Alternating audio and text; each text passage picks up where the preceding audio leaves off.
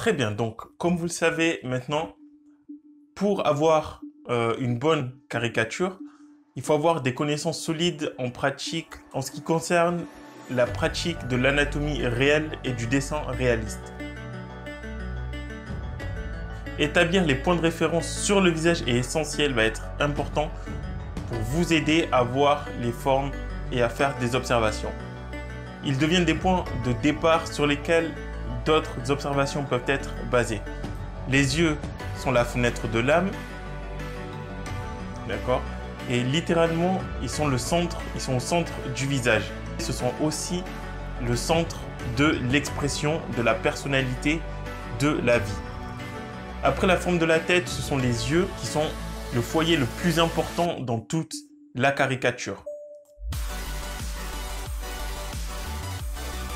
Pour les yeux, je vous invite à retourner dans la vidéo qui concerne le dessin des yeux. On ne va pas revenir dessus.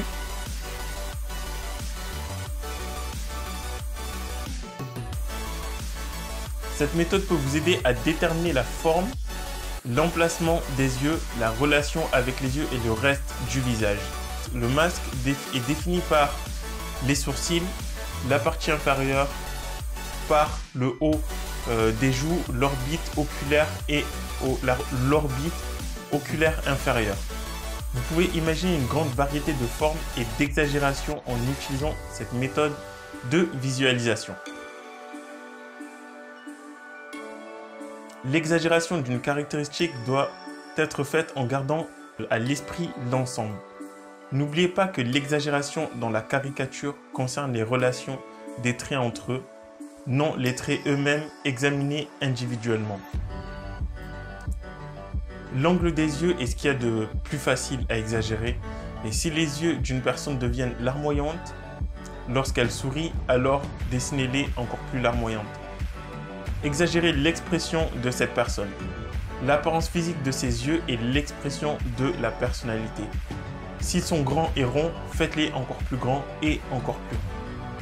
Exagérer la forme des yeux, c'est augmenter le volume de leur expression et de la façon dont vous percevez les yeux dans leur ensemble. Capturez la ressemblance avec les formes les plus épurées et un trait minimal. Le style individuel d'un artiste se résume au même processus. Donc votre style va se résumer au même processus. Voir la forme des yeux et le caractère unique des traits d'une personne et les dessiner d'une manière où le spectateur va pouvoir comprendre.